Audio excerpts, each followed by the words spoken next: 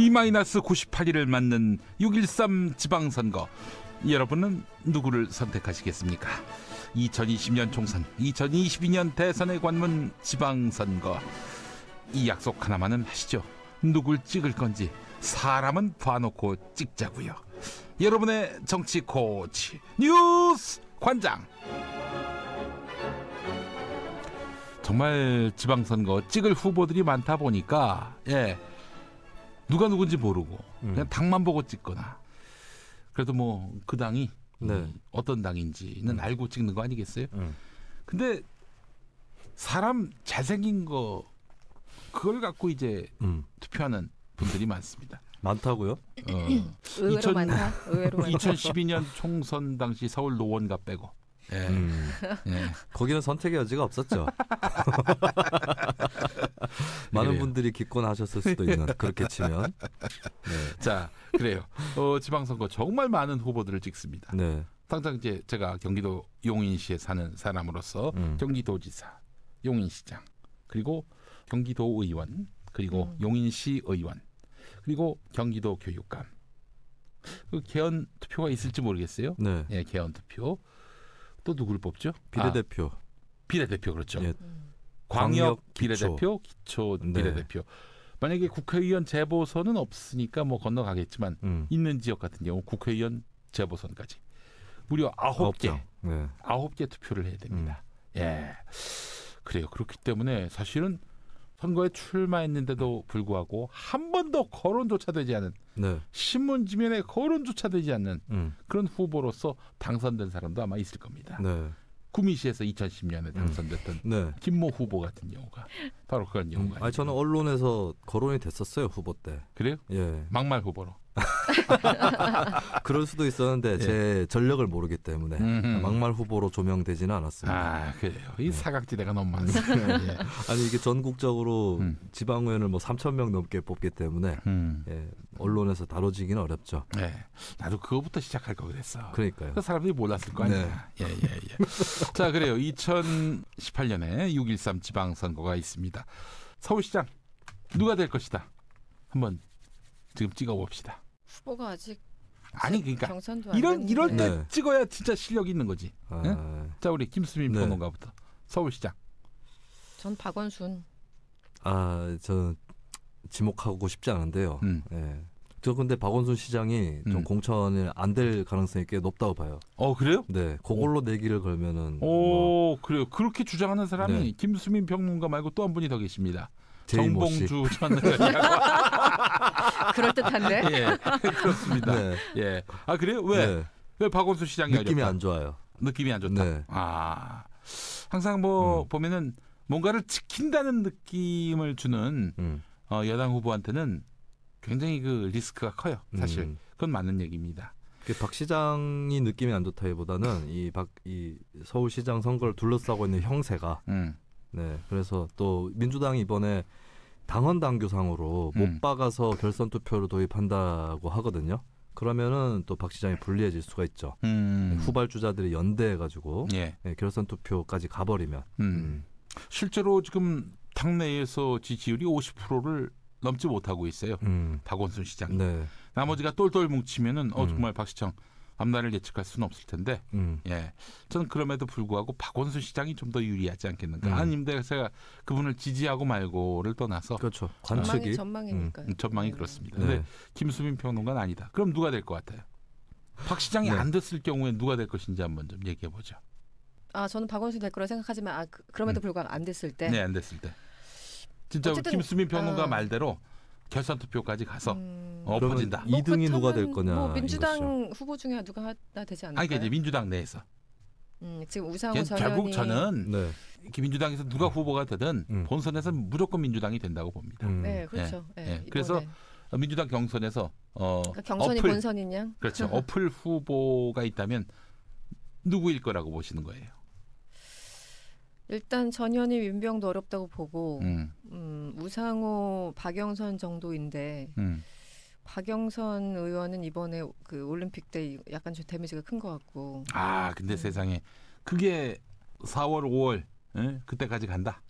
그렇죠. 그러니까 지금 3월이죠. 아직 3개월 남았으니까 좀 그렇긴 하네요. 대선 투표까지. 근데 글쎄요. 박영선 의원에 대한 호불호는 워낙 커가지고 참 어렵네요. 저는 그럼에도 불구하고 박영선 의원이 뭐 싫어하는 사람들은 무척 싫어하지만은 좋아하는 그러나 사람들은 또 그 이런 정치에 대해서 굉장히 민감하게 이슈를 접하는 이런 분들만 다수냐? 그분들은 의외로 숫자가 적습니다.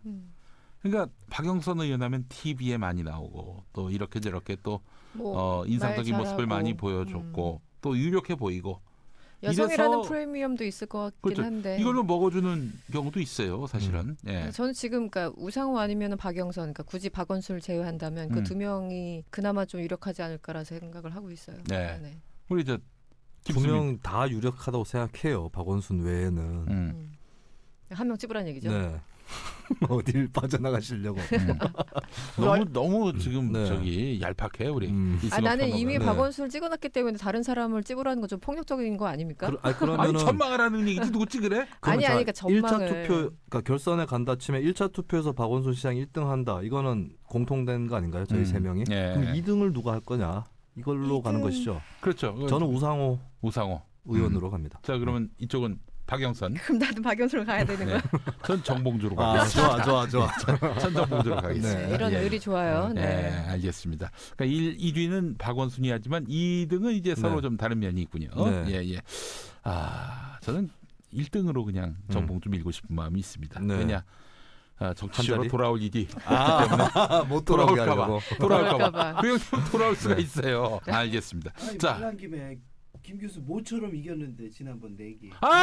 뭐였죠? 그렇지. 몰라. 뭐지? 무슨 얘기였죠? 20년형 여러분, 25년형, 30년형, 30년형. 박근혜 부형량. 그렇죠, 부형량. 진짜. 근데 선배님 매사에 제가 항상 맞추니까 매사에 항상 맞추니까 제가 맞힌 것도 까먹었네요. 예, 이게 김수민이 맞췄어봐 그냥 아주 국민시대에 플래카드를 걸었을 거야 아마. 예. 지금 거의 기세가 2002년 월드컵 때 한국 대 폴란드전 첫 승했을 때 그때 분위기예요 지금. 황선홍 씨 골 넣었을 때 그때 분위기입니다. 김민민 씨가. 알았어요. 자, 하여간 못 맞췄죠? 우리 김수민 20년형. 야, 이거 어떻게 봉창을 두드려도 그렇게 어처구니없이 봉창을 두드리나 모르겠어요. 네. 예. 자, 그럴 때는 또 마음을 가다듬는 차원에서 와드몰로 해서 와드몰이 계속 나가네요. 차도구. 고마워요. 차도구로 여러분들 마음을 좀 다스리시고 내가 왜 그렇게 잘못 예측했나. 내가 나의 그 얄팍한 지식에 너무 힘을 실었던 것은 아닌가 돌아보고 회개하고 반성하고 참여하는 그런 모습을 보일 때가 왔습니다. 와드몰로 도와드립니다. 뉴스관장 듣고 주문 시에는 배송 메시지에 뉴스관장 적어주시면 적립금 15%. 예. 국내 최대 차도구 백화점 와드몰. 나를 위한 온전한 선택 와드몰. 검색하실 거죠? 김수민 씨? 네. 20년형. 뭐야 그게? 포크로 줄 알아야지. 근데 역시 우리 이승원 씨가 관록이야. 이 극중주의 해가지고 25년 할 줄 알았는데 27년을 했습니다. 살짝 기울여 비교적 근사치. 그래요. 이승원 씨가 정확하게 앞으로 마치고 싶다 그러면은 와드몰을 차도구 와드몰을 구입하시면은 저처럼 예지력이 출중해집니다. 네, 알겠습니다. 와드몰. 와드몰이야. 와드몰. 와드몰입니다. 장난 아니다. 와드몰. 안녕하십니까, 와드몰입니다. 와드몰이야. 공화당의 총재 와드몰입니다. 와드몰입니다. 실망입니다. 대통합민주신당 와드몰입니다. 손학규. 네. 와드몰을 사야겠어요. 내가 와드몰 차 도구 세트 사려고 3억을 내고 연설했어요. 좌파들이 나를 와드를 하나 사줘야 되는데 사드를 사주려고 하고 있어요. 중앙의 김진. 시청자 여러분 안녕하십니까. 펜션입니다. 이 펜션에 와드몰 차 세트가 있으면 얼마나 좋겠습니까? 와드몰 안 사줄 거면 사퇴하세요. 이순재입니다. 와드몰 대봐라. 와드몰 대봐라. 참게 매운탕을 택배로 판매한다는 것을 강조해 주셨으면 좋겠다라고 얘기를 합니다. 참게 매운탕. 네. 민물 참게로 만드는 매운탕. 아이 그래요. 생선이 좀 그래서 참게가 좋겠다 하시는 분들도 있어요. 예. 국물이 맛있게 맵고 시원해서 매장에서도 가장 많이 판매되는 매운탕이라고 합니다. 민물 참게 매운탕. 아이고 세상에. 예. 자, 주문 전화번호인 010-4910-8200번. 자, 010-4910-8200번. 자, 외웠습니까? 010-4910-8200번. 오, 좋습니다. 자, 우리 김수민 평론가. 010-4910-8200번. 자, 우리 선배님도. 010-4910-8200. 예. 010-4910-8200. 예. 자, 광고주의 그런 주문에 항상 맹목적으로 추종하는 예. 광고계의 노예 뉴스관장. 예. 뉴스관장입니다. 자, 그래요. 지난 시간에 그렇게 해서 제가 정확하게 예측을 했습니다. 경기도지사도 한번 해볼까? 경기도지사. 예. 누가 될 것 같습니까? 우리 김수민 평론가부터. 경기도에 저는 민주당 후보로 전해철 의원이 나오게 될 것 같아요. 그래요? 네. 전해철. 네. 왜? 그냥 감이 왔어요. 감이 왔어요. 네. 오늘 감 얘기를 많이 하실까? 자, 우리 작두 탓대가 됐습니다. 그렇습니까? 이승원 평론가. 후보 누구 나왔죠? 이재명하고 전해철하고 또 누구 나왔죠? 저쪽은 저 남경필 나오겠죠. 잠깐만. 아니 민주당. 양기대 광명시장. 그렇죠. 네. 양기대. 이재명 시장이 안 나올 경우에 심상정 의원이 1등이 나오는 여론조사가 그렇죠. 나왔었어요. 예, 그래서 예. 심상정 의원 또 고민을 안 할 수는 없을 겁니다. 정의당에서. 자, 근데 경선 룰이 정해졌습니까? 아직 안 정해졌죠. 그냥 그거 뭐 당원 50% 여론 50% 이틀일 것 같긴 한데 변수가 없진 않겠죠. 그러니까 이재명은 그냥 일반 여론, 일반 국민들이 많이 이제 소위 말하는 인지도에서 높은 거고 전해철은 당내 그 세력들 조직들이 좋잖아요.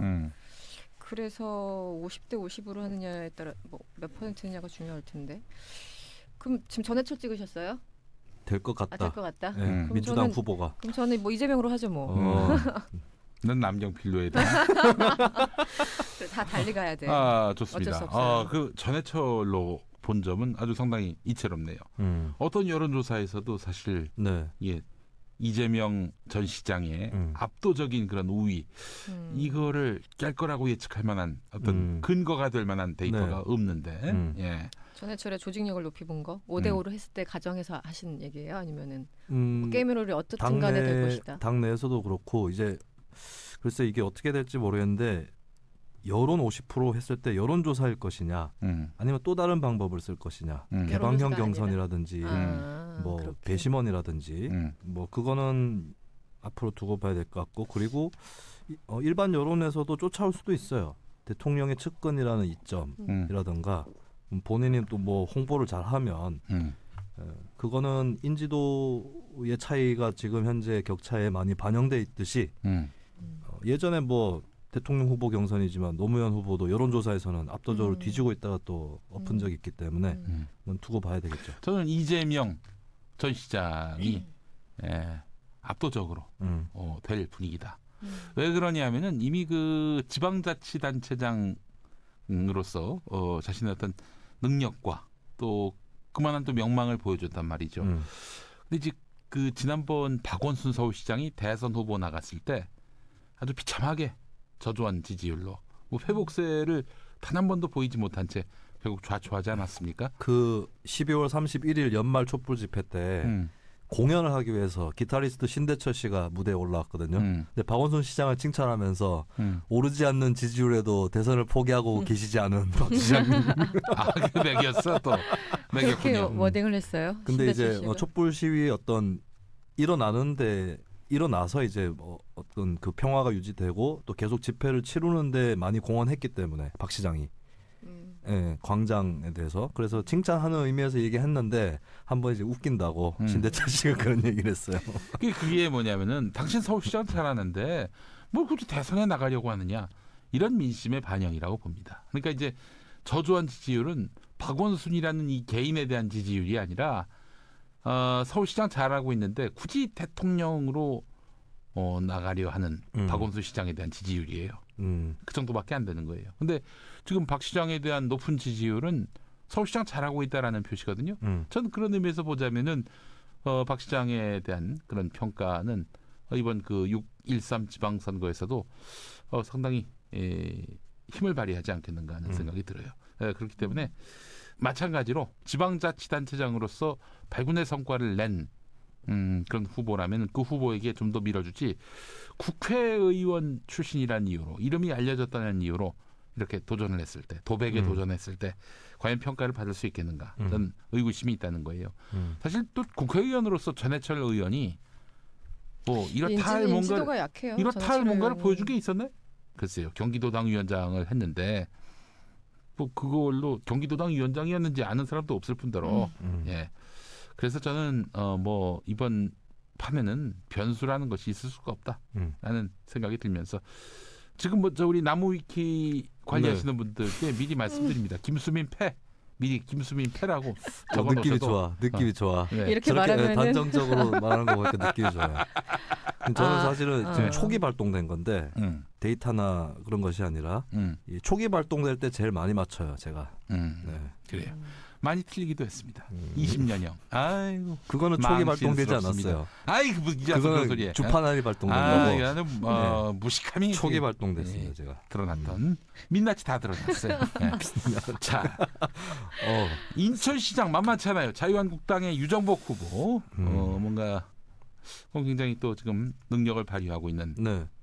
그런 시장이다라고 자유한국당은 떠벌리고 있는데 아니 유정복 시장은 이 사람 친박 아닙니까? 친박이죠. 예, 박근혜 최순실 게이트 때 조용해요. 거론도 잘 안 되고 잘 숨어 다니고. 네. 그런 사람 많죠 사실. 그리고 또 이 사람이 박태환 선수를 좀 실드를 쳐가지고 그 동안에 또 알리바이도 벌어놓고. 네. 예, 이래가지고. 알리바이. 예, 이 사람이 친박이었다는 것을 기억을 못하는 사람도 많을 것 같아요. 근데 존재감 자체가 없어. 근데 지금 민주당에서는 박남춘 의원 그리고 김교흥 전 국회 사무총장 또 누가 나오지요? 송영길 의원은 나오지 않고 있는 것 같은데. 송 의원 얘기는 별로 안 나오고 있죠. 송영길 의원은 안 나갈 것 같다. 안 나오죠. 안 나가는 분위기던데. 지금 맡고 있는 위원장 자리를 너무 좋아하는 것 같더라고요. 그 누가 있을까요 또? 인천시장. 송영길은 당 대표 가려고 하는 거 아니에요?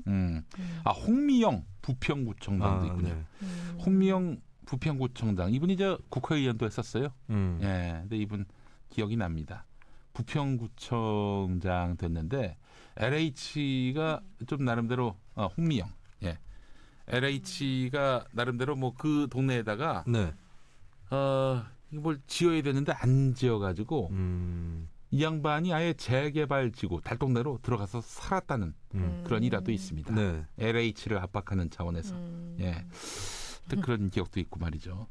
근데 이제 유정복 시장, 현역 시장 프리미엄을 과연 누를 수 있을지 이게 또 관심인데. 유정복 시장은 그래도 뭐 인천 내에서 인기가 완전히 떨어졌거나 그렇진 않지 않나요? 지금 뭐 여론조사를 보게 되면요, 박남춘 의원이 유정복 시장과 오차 범위 내에서 박빙을 이루고 있다고. 박빙으로 박남춘. 예. 자유한국당 그 비영남권 단체장 중에 제일 낮군요. 그래도 제일 낮은 편이야. 네. 그러니까 오차 범위까지는 들어갔어요. 그것도 친박 출신들이 아주 지금 비참하게 열세인데 특히 부산의 그 서병수 시장 같은 경우가 대표적이지 않습니까? 그렇죠. 이렇게 보면은 일단 더불어민주당 인천시장 후보들이 그 추격하는 양상이다 이렇게 봐도 무리는 아닐 것 같아요. 근데 제가 봤을 때 지방선거 예측은 참 어렵습니다. 어렵죠. 네. 특히 지금 당을 보고 찍는 구조 속이라면은 유정복 시장 지금 박남춘 의원하고 박빙의 그런 대결 구도라고 해서 장담할 수는 없는 거예요. 그 게다가 또 앞서 말씀드렸던 그 이제 거의 오차범위 내 거의 간당간당한 격차도 사실은 다자구도 속에서 나온 얘기예요. 더불어민주당의 여러 인천시장 후보들이 다 나왔을 경우를 상정했을 텐데 양자 대결 구도로 바꿨을 경우에는 민주당 어느 후보가 나와도 유정복 후보를 이기게 돼 있습니다. 지금 뭐 대통령 당 지지율이 워낙 압도적이니까 사실은 누굴 붙여놔도 그럴 것 같아요. 그래서 인천은 뭐 지금의 여론조사 결과보다는 흐름을 읽으면은 이미 유정복 시장은 상당히 좀 어려운 게임을 하게 되지 않겠는가 하는 생각이 듭니다. 근데 인천시장 누가 될 것인지 더불어민주당에서 후보가 누가 될 것인지 이렇게 얘기한다 한들 모르죠. 박남춘, 홍미영, 김교훈. 사람 그쵸 많이 인지도가 높은 사람들은 아니죠. 자 그래서 부산으로 갑시다. 부산. 지금 제가 부산을 어제 봤는데 그 박민식 예비 후보 있잖아요. 네. 박민식 그러니까 지금 자유한국당. 전 의원이죠, 전 의원. 네. 그러니까 그 여연에서 여의도 연구소에서 그러니까는 자유한국당의 뭐 브레인 역할을 하는 정책 연구소죠. 여의도 연구소 유명한데 거기서 박민식 의원만 쏙 빼고 그 여론조사 돌려가지고 이 양반이 여연 고발했어요 지금. 그래서 이렇게 대놓고 편파적인 여론조사를 벌여도 되는 겁니까? 그래도 자당 의원들인데 이거 황당하네요. 여연 측에서는 뭐 한 차례만 뺐다. 그것도 한 차례가 됐던 두 차례가 됐던 마치 도둑질 한 번만 했다 뭐 이런 거랑 비슷한데요. 그래요. 박민식 의원 지난 총선 때 아주 뭐랄까요 전재수 더불어민주당 후보한테 낙선을 했습니다. 한동안 야인으로 살다가 이번에 부산시장 나오려고 하는 것 같은데 그만큼 서명수 시장의 현재 그 인기로는 부산시를 유지한다는 것은 정권 재창출한다는 것은 쉽지 않겠다. 이런 밑바닥 정서가 있다는 거 아니겠어요? 부산 쪽도 여전히 저는 민주당이 될 가능성이 높다고 보는데 그 누가 될 거라고 보세요? 지금 누구 나왔죠? 저기 또 오거돈, 김영춘 나오려나? 영춘 형이 나오면 오거돈 형이 자기 출마 안 하겠다. 지금 그러고 있어요. 근데 제가 제 기억이 정확하지 않겠지만 오거돈 후보 같은 경우는 예비 후보인가요? 하여튼 그 양반은 매번 선거 때마다 여론조사에서 뭐 이기는 경우도 굉장히 많았었는데 뭐 제대로 이겨본 적이 한 번도 없는 것 같아요. 근데 이제 오거돈 씨 같은 경우는. 지난 그 박근혜 정부 지방선거 때까지 얘기고 지난번에 20대 총선 때 부산에서 5곳에서 민주당이 이겼어요. 부산에서 여론조사 지지율이 높다고 그것이 허수다, 거품이다 이렇게 말할 수도 없는 상황이 됐어요. 오거돈이란 특정인을 얘기하는 건데 이 양반 항상 여론조사하면은 이렇게 저희 타당, 그러니까 예전에 새누리당이나 이런 사람들 앞선다라는 여론조사가 좀 있었던 것 같은데 늘 결과는 좀 안 좋았던 것 같아서 이번엔 또 어떨까 개인적으로 좀 걱정이 들어서. 근데 지난 지방선거 때 별 차이 없이 졌어요. 1대1 대결이었는데. 뭐 그래도 여론조사에서는 좀 이기는 걸로 나왔었기 때문에. 자, 누가 될 것 같습니까? 김영춘 나오면 김영춘이 되겠죠. 그래요? 네. 그러니까 부산시장. 네네네. 아니 그 누가 말 못해요. 오거돈이 나오면 오거돈이 되고 아니, 김영춘이 그러니까 나오면 김영춘이 지금 되는 거잖아요. 이 구도에서 고르는 거지. 이게 바로 실력이야. 그러니까는 오거돈이 김영춘 나오면 자기 안 나온다고 했다며요. 네. 그럼 김영춘만 나오는 거잖아요. 아니죠. 김영춘이 안 나올 수도 있는 거죠. 자, 그래. 그것까지 다 감안해서. 다 감안해서. 그럼 일단 예를 들어 오거돈, 김영춘 다 나온다라는 전제로. 그래도 뭐 경선하면 저는 김영춘이 될 것 같은데요. 전 오거돈으로 하겠습니다. 저도 김영춘. 나무위키 여러분들. 그거 계속 가동되고 있습니까? 김수빈 패로 미리 기재하셔도 상관이 없겠습니다. 저 표정 지었을 때 계속 지셨던 것 같아요. 지금 되게 자신만만한. 경남지사로 가겠습니다. 경남지사. 이것도 언제까지예요? 좀 다른 얘기 합시다. 다른 얘기요? 다른 얘기. 경남지사까지. 경남지사까지. 그 중요합니다. 경남지사 김경수. 된다? 나 김경수 된다. 된다요? 민주당 후보로 나올 것 같긴 한데. 김경수 된다. 자유한국당이 경남 후보가 누가 있죠? 홍준표한테 처절한 패배를 안겨주기 위해서 반드시 돼야 되는. 지금 안홍준 얘기 나오고 있고. 김영선 전 의원이 예비 후보로 등록을 했군요. 그리고 얘기 안 된다 정말. 저 양반도 거론되고 있네요. 안상수 창원시장. 정말. 창원시장. 안상수.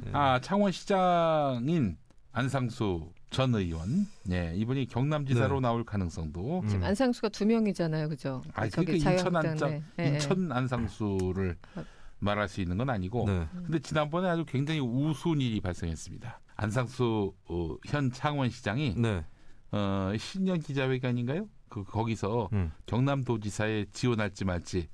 아직 검토를 안 했고 중앙당에서 그런 권유가 왔다라는 입장을 밝혔는데 중앙당에서 홍준표 대표가 있는 중앙당에서 네. 그렇게 이야기한 중앙당 인사는 아무도 없다. 보도 자료를 낸 거예요. 보도 자료까지. 예, 아시겠죠? 그래서 홍준표하고 안상수하고 사이 굉장히 안 좋은 거.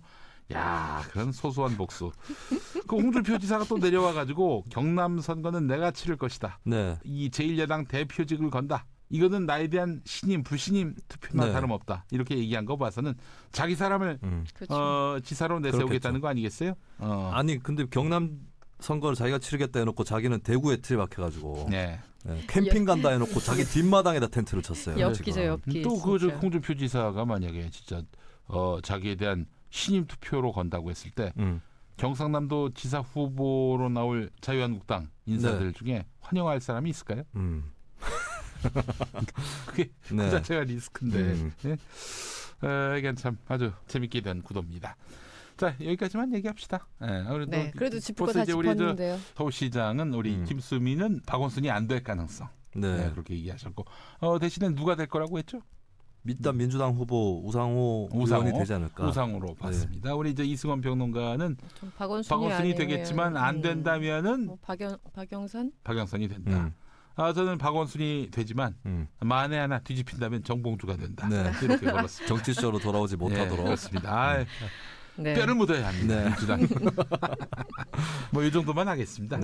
경기도지사는 전해철 의원이 될 것이다. 김수민은 그렇게 전망을 했고 이승원 평론가하고 김용민이는 이재명 시장이 될 것이다.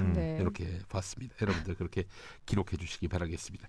지방선거도 그렇지만 좀 개헌도 사실 굉장히 큰 관심인데 얼마 전에 보셨나요? 그 3.1절 구국기도회 때 지방분권 개헌은 고려연방제다. 저 진짜 보고 들으면서도 믿어지지가 않더라고요. 아니 고려연방제하고 지방분권하고 무슨 상관이 있는 거죠? 진짜요. 그게 팔도 연방제라고 표현했다면 그럴싸하기라도 합니다. 그러니까 팔도 연방제는 문익환 목사 방안에도 있었고, 그러니까 그냥 통일하지 말고, 그러니까 연방제 통일을 하는데 남대 북으로 연방제 통일이 아니라 멀티 코리아로 가자, 약간 그런 취지인 것이죠. 자, 일단 그 고려 연방제를 보겠습니다. 제가 기억하기로는 남과 북이 즉각 단일 의회를 만들어서 단일한 그런 국가 지도자를 뽑자, 이거 아닙니까? 근데 고려연방제는 그조차도 좀 아닌 성격이 있어요. 자, 북한의 연방제가. 그러니까 북한의 이제 낮은 단계 연방제도 그렇고 뭐 군사 권한까지도 나눠서 그냥 갖는 그런 성격. 그러니까 오히려 남북 연합에 더 가까운 그런 측면이 있거든요. 그리고 오히려 남측 정부에서 얘기해왔던 국가연합이 초국가 기구라든지 이런 게 없어요. 그냥 일민족이라는 상징만 있기 때문에 실제 연합에 더 가까운 거는 북한이 얘기하는 낮은 단계 연방제에 더 가깝다는 얘기가 있고 물론 이제 고려 연방제는 그거보다는 조금 더 결속력이 큰 거겠지만 고려 연방제도 그렇게 정통적인 연방제는 아니었던 걸로 알아요. 어쨌든 북한이 1960년대부터 주장해왔던 남북 통일에 관한 방안이긴 한데 1980년 노동당 6차 대회 때 민주라는 수식어를 붙여서 고려 민주연방공화국 창립 방안을 내놨대요. 근데 대충 내용은 이런 거라고 합니다. 남과 북이 서로 상대방의 사상과 제도를 인정하고 용납하는 기초 위에서 통일 정부를 세운다. 이것을 기초로 남과 북이 같은 권한과 의무를 지니고 지역 자치제를 실시하는 연방공화국을 수립한다. 뭐 이런 내용들이 고려 연방제 개념에 있다고 하네요. 지금 저도 오랜만에 다시 보네. 자, 어쨌든 뭐 하여간 이거는 지방 분권과는 전혀 연관이 없는 트랙 자체가 완전히 다른 그런 아이디어들이 참 어떻게 이제 그 고려 연방제에 연방이 들어가고 하니까 또 문재인 대통령이 이제 지방 분권하면서 거의 뭐 연방제에 준하는 그런 지방 분권이 되도록 하겠다라고 하니까 연방 같은 말 들어가잖아. 그러니까 연방으로 서로 엮는 거야. 맞죠? 그렇다고 봐야죠. 지방 분권이 강화되면은 그 나라 연방 공화국 성격이 있는 거니까. 그 지금 아니, 미국도 연방이야. 그치, 미국도 연방 아닙니까? 미국도. 그 미국 연방하면 미국을 추종하는 사람들이 참. 미국이 종북이겠네. 그렇잖아요. 그러니까 각 지역마다 예를 들면 뭐 경상북도, 경상남도가 경계선을 기점으로 뭐 법이 다르다든지 그러진 않겠지만 여간 기본적으로 저 자치권이 최대한 보장이 돼서. 근데 이러면 어떡하지? 구마고속도로를 타고 가다가 그 달성군을 넘어갑니다. 그러면 이제 대구로 넘어가는 거 아니에요. 범죄자를 경남에서 쫓았는데 이제 그 경계선까지 이제 경계선까지 이제 경남 경찰이 쫓아갔다가 이제 그쪽으로 넘어가는 거 아니야 대구로. 네. 그럼 대구에서 다시 쫓아야 돼. 예. 이게 대구 경찰이 따로? 예. 아니 농담인데 이제 네. 뭐 이를테면은 그런 식으로 자치권이 구분이 되면은 뭔가 치안도 이제 구분이 되는 거고. 예. 그래서 사실은 이 경계선에 있는 지역이 골탕을 먹을 수도 있다라는 얘기도 실은 쏠쏠이 나오고 있어요. 그죠? 뭐 그런 법이죠. 위치가. 예, 그런 면이 있어서 그 맹점도 좀 보완을 할 필요가 있겠는데 어쨌든 하여간 이런 지역 자치권을 높이는 그래서 지방 분권을 실현하는 이런 방안인데 이걸 갖고 어떻게 고려 연방제하고 엮을 수 있는 건지. 그 단세포적인 연상 방법. 고려 연방제는 합치자는 거고 일반 또 지방 분권은 연방제에 준한다 할지라도 이 지방 분권 같은 경우에는 지역별로 자치권을 부여한다는 거 아닙니까? 다르지 않나요? 같은 연방제를 쓰더라도. 아 그걸 생각한 건가 혹시? 네. 우리 영토조항 아까도 일부에서 얘기했지만 영토조항이 현재로서는 그거잖아요. 북한 땅도 대한민국 땅이잖아요. 네. 그러면은 이제 그 영토조항 하에서 북한 정권을 자치정부로 인정하려고 하는 것이 아니냐 이런 의심을 하고 있는 건가? 근데 실제로 지금 남북은 지금 나라가 존재 어쨌든 하는데 다른 나라라고 늘 인식하고 있는데 그 글로벌 스탠다드가 됐는데 그 보수 개신교들만 반대하면 뭐 하겠어요? 저는 그래서 보수 개신교 목사들이 뭐 여기 고려 연방제를 엮어가지고 저기 지방분권 이거를 같이 이렇게 뭔가 적화 통일을 매개로 하나로 보는 것은요. 그냥 문재인이 싫은 거예요. 문재인이 싫고 그냥 문재인은 그냥 비토하고 싶고 그러다 보니까 이제 뭐 그나마 먹힐 수 있는 논리가 문재인은 빨갱이다. 뭐 이런 거 아니에요? 문재인 대통령이 뭐 빨갱이다. 이걸 엮으려고 하다 보니까 그냥 무리하게 그냥 이런저런 논리를 끌어와 갖다 쓴 건데 참 딱한 사람들입니다. 근데 그걸 또 이해하고 또 그걸 또 납득이 되는 사람들이 있어요. 바로 생각이 없는 교인들인 겁니다. 예. 그냥 목사님이 뭐라고 한마디 하면 그 말이 진리인 줄 알아요. 이게 잘못된 겁니다. 한국 개신교가 정말 개혁이 필요해요. 그래서 제가 조만간 개신교 개혁 단체를 하나 만들려고 생각하고 있습니다. 정말요? 어떤 단체입니까? 그러니까 이제 그 카톡으로 가짜 뉴스 뿌리는 인간들. 그거죠. 바로 교정하고요. 망신 주고. 어떻게 교정합니까? 그 가짜 뉴스 바로 잡아주고 그리고 아니 그럼 그 카톡으로 들어가야 될 거 아니에요? 또 들어가죠. 어떻게? 아니 많아 루트는. 그래서 그런 가짜 강퇴 당하는 거 아닌가? 강퇴 당하더라도 뭐 최대한 이런 카톡이 돌고 있습니다. 이 카톡은 가짜입니다. 라고 대대적으로 선전하면 되는 거예요. 그러면 이제 그런 가짜 카톡이 돌았을 경우 그 카톡의 신뢰도를 확 꺾는 거 아니겠어요? 예. 그렇게 해서 이제 가짜 뉴스에 대한 경각심을 키우는 일들을 하는 것이고 아울러 그걸 뿌리는 인간들 제대로 사법적으로 책임을 지게 만들어서 발본색원 나게 하는 거죠. 그리고 아울러 선거 때마다 특히 총선 때마다 떴다 방식으로 기독교 정당 만들어 가지고 그렇게 해서 교회를 선거운동의 무대로 삼으려는 자들도 아주 일벌백계를 해서 두 번 다시 이렇게 음험한 기득권 정치를 하려는 이런 종교를 빙자한 정당 세력의 움직임을 좀 차단할 필요가 있지 않겠는가? 아니 박근혜 때는 뭐 저기 청와대 나서서 소위 말하는 관제 데모 하도록 뒤에서 조정하고 뭐 정부 앞장서서 군 사이버 사령부 밑에 그 심리전단 뭐 국정원 말할 것도 없이 여기저기서 다 댓글 공작했잖아요. 그럴 때는 뭐 그렇다 치고 그때는 워낙 자원이 풍부했으니까 지금은 정권 바뀐 다음에 조금 수그러들 거라 생각했었는데 뭐 그렇게 많이 수그러드는 것 같지 않더라고요. 저도 댓글 가끔 보거든요. 이제 누군가가 배후에서 어떤 자원을 가지고 할까 자금을 대준 것 아닌가 이게 합리적인 의심이죠. 구체적으로 규명된 바는 없지만은 근데 참 안타깝습니다. 이게 그 좀 순수한 신앙을 가진 분들 이런 분들의 어떤 착한 심성을 이용해서 이렇게 자기들의 그 음험한 그런 정략적 도구로 활용하는 거 이거 차단시켜야 합니다. 그렇지 않으면은 저는 이렇게도 가능하다고 봅니다. 이들의 어떤 종교적 신심을 절대적이고 정말 자기희생적인 그 신심을 폭력의 도구로 활용할 가능성도 있다.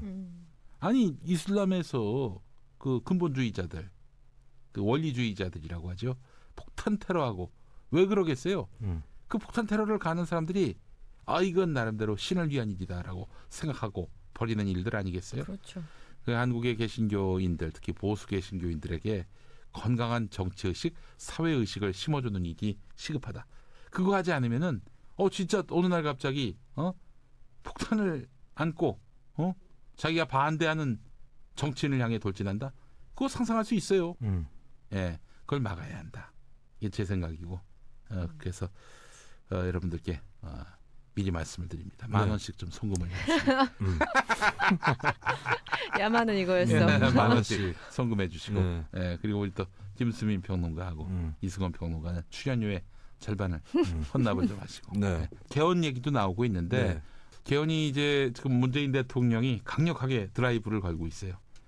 국회가 3월 말까지 안을 만들지 않으면은 그건 진짜 한번 국회에 그 발의를 할 것이다. 네. 이게 수순이 이렇더라고요.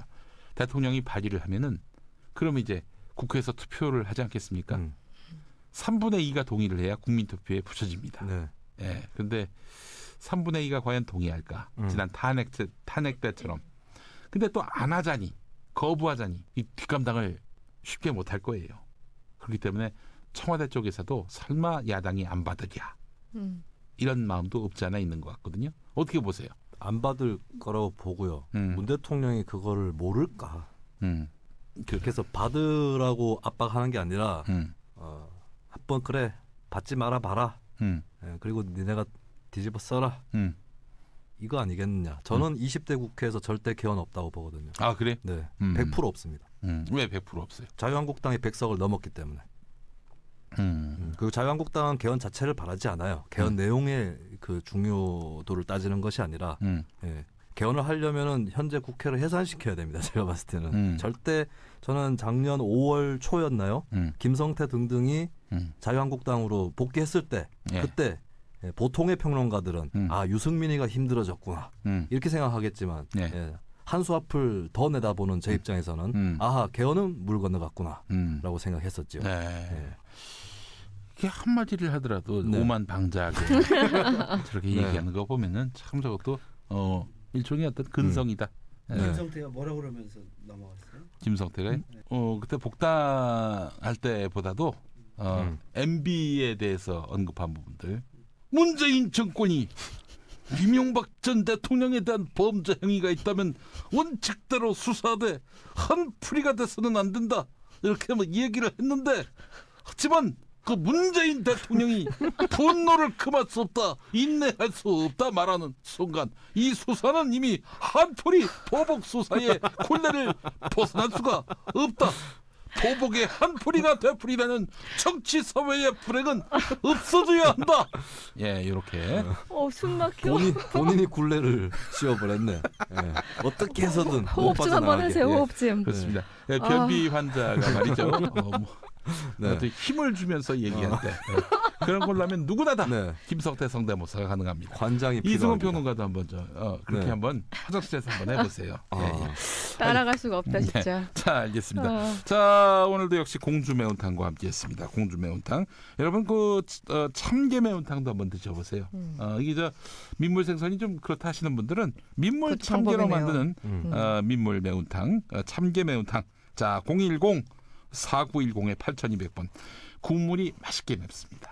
맛있게 맵고 맵다고요? 시원하기까지 해서 매장에서 가장 많이 판매되는 참게 매운탕 010-4910-8200번. 그리고 매운탕을 먹고 난 다음에 또 이제 차 한 잔에 와드몰에서 모든 차 도구가 다 있습니다. 여기서 구매하셔서 와드몰에서 차 도구를 구매하셔서 따뜻하고 은은하고 뭔가 힐링이 되는 그런 차 한 잔의 여유를 즐겨보시기 바라겠습니다.